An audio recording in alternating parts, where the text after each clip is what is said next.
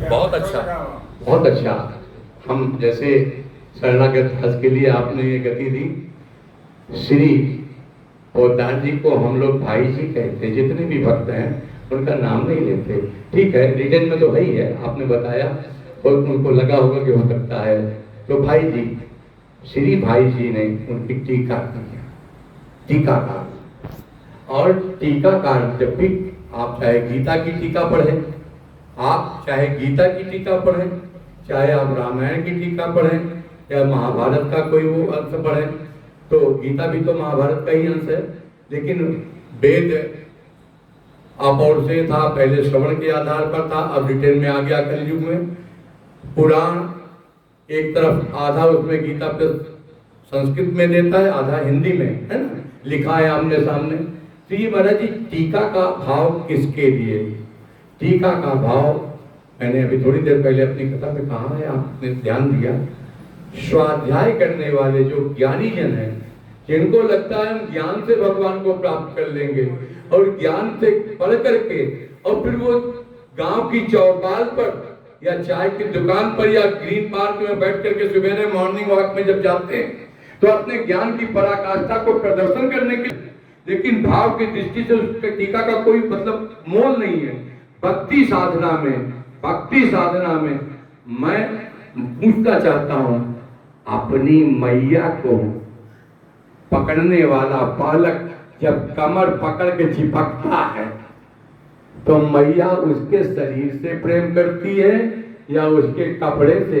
अब कपड़े से अगर प्रेम करती होती तो कपड़े तो वो धूल में लपेट के आया है, तो मैया के पहले कपड़े साफ कर ले तब तुझे गोद में उठाऊंगी, तो महाराज नहीं हो सकता। ऐसी दशा में क्या कहते हैं, मैया उसको चिपकाती है।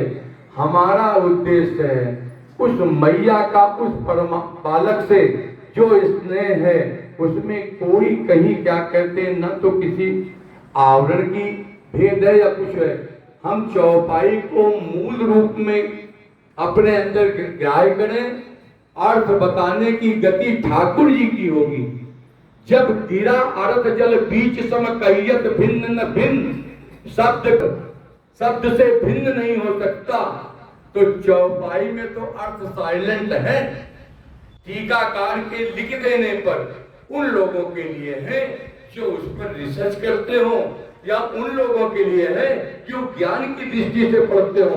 मैंने पहले ही आपसे कह दिया था, हम दैन्य घाट के साधक हैं, हम तुलसी बाबा के आधार स्तंभ हमारे हैं, हम उनके समर्थक हैं। और स्वामी राम सुखदास जी ने तो कर्म घाट, ज्ञान घाट और भक्ति तीनों के लिए लिखा। लेकिन आखिरी में निवेदन करना चाहता हूं, ठाकुर जी का तो एक नाम है दीन दयाल। ठाकुर दीनों पर कृपा करते हैं। 186 बालकांड में 33 करोड़ देवी देवताओं ने इसकी साक्षी दी। भगवान को कौन प्रिय है? जेहि दीन पियारे वेद पुकारे, द्रवहु सो श्री भगवान। तो अर्थ की दृष्टि से मैंने आपको रामायण मना किया था, इसलिए नहीं मना किया था कि आप पूरा मान जाए, इसलिए मना किया था कि साधना की दृष्टि में भगवान को प्राप्त करने के लिए कलयुग में 100 वर्ष भी आयु नहीं है। जब मेरे पास समय कब हो तो इटारसी से प्रयाग जाना हो तो मैं इटारसी से प्रयाग सीधी लाइन पकड़ूंगा, या मैं इधर से दिल्ली चला जाऊं और कहां घूम करके फिर प्रयाग जाऊं। हमारे पास समय कम है। हम कलयुग में कितनी जीवन की सांस कब हो जाए? परीक्षित को तो 7 दिन का कंफर्मेशन सर्टिफिकेट मिला है, 7 दिन में नहीं मरेगा। हमें आपको 7 सेकंड की भी गति नहीं है, तो रामचरितमानस पूरी हो पाएगी या नहीं? इस गति से मैंने आपसे कहा, साधना की दृष्टि से भैया भगवान से रिश्तेदारी करने के लिए अर्थ आपको बाधा बन जाएगा। फिर कह रहा हूं, अर्थ आपको बाधा बन जाएगा। भगवान को आवरण रहित, कुछ लोग भगवान की मूर्ति में अपने घर का फटा चिथड़ा कपड़ा ऐसे पहनाते हैं, अपना तो बिल्कुल फर्स्ट क्लास, कौन सी शूटिंग सेटिंग का ले आते हैं। मेरा निवेदन, हम भगवान के मूल रूप को ग्रहण करें। और मूल रूप से देखें तो ठाकुर का शरीर हमारे आप कैसा पंचजनित विकार वाला नहीं है।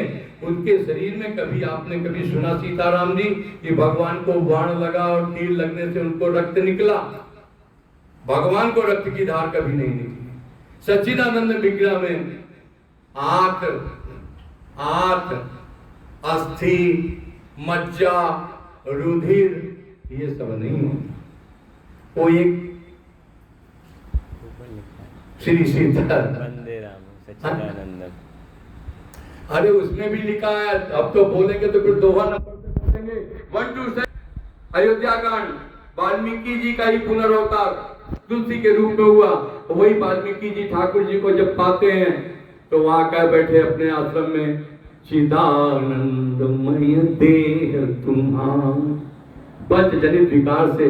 और किष्किंधा कांड पढ़ते हो सुंदरकांड के पहले, वहां पर जामवंत और सभी लोगों ने कहा, निजी इच्छा प्रभु अवतरई सुरमई गोदिज लाग, निजी इच्छा प्रभु अवतरई। तो वहां शरीर कैसा कहा? दोहा नंबर 192 रोज पढ़ते हो, भय प्रकट कृपाला दीन दयाला भक्तवाल के संत पढ़ते हैं। दोहा क्या है? विप्रदेन सुर संतेति लीन मनुज अवतार। आगे वाला बोलो, कौन तो बोलेंगे? सीताराम सीता। निजी इच्छा निर्मित में, निजी इच्छा निर्मित में तुलसी बाबा ने, निजी इच्छा निर्मित में जो ठाकुर जी जो विग्रह तुलसी बाबा ने लिखा है, लाइफ टेलीकास्ट लिखा है। हम रहस्य खोलते खोलते आपको यहां तक खोल दें। श्री भाई जी ने तो जो तुलसी बाबा ने लिखा था उसके आधार पर लिखा है। तुलसी बाबा का आधार क्या है जानना चाहोगे? तुलसी बाबा का आधार लाइव टेलीकास्ट है। कहाँ है वो भी बता दूं।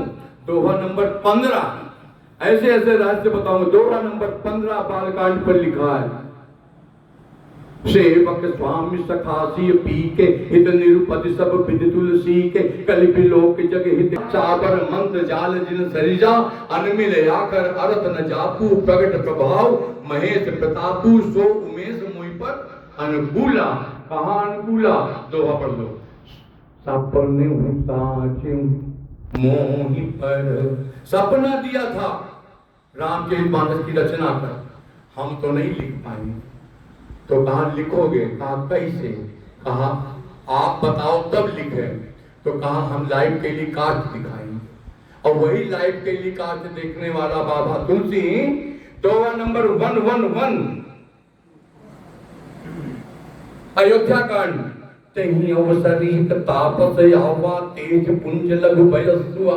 जिन्होंने पढ़ा होगा, कभी अलिखित, क्या लिखा? कभी अलिखित। तुलसी बाबा अयोध्या में बैठे रामायण लिख रहे थे।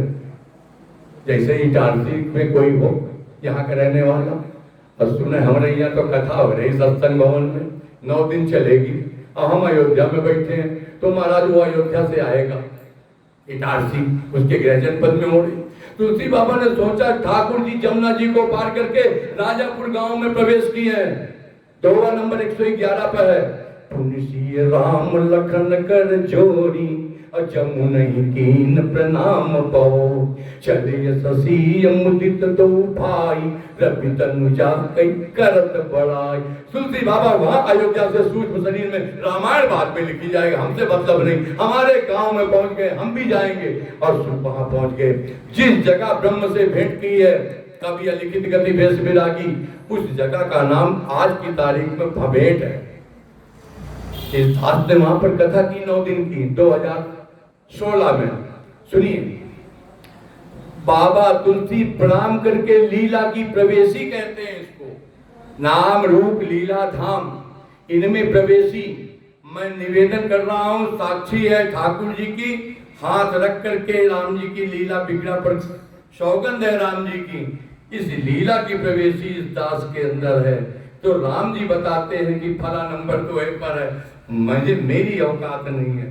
हम फिर कह रहे हैं, बार बार कहते हैं, इस बालक से कभी कहते हैं आपस में, भैया हमको जनगण मंगल नहीं याद हो पाया आज तक, जनगण मंगल हमको नहीं याद है, कसम सच कह रहा हूं।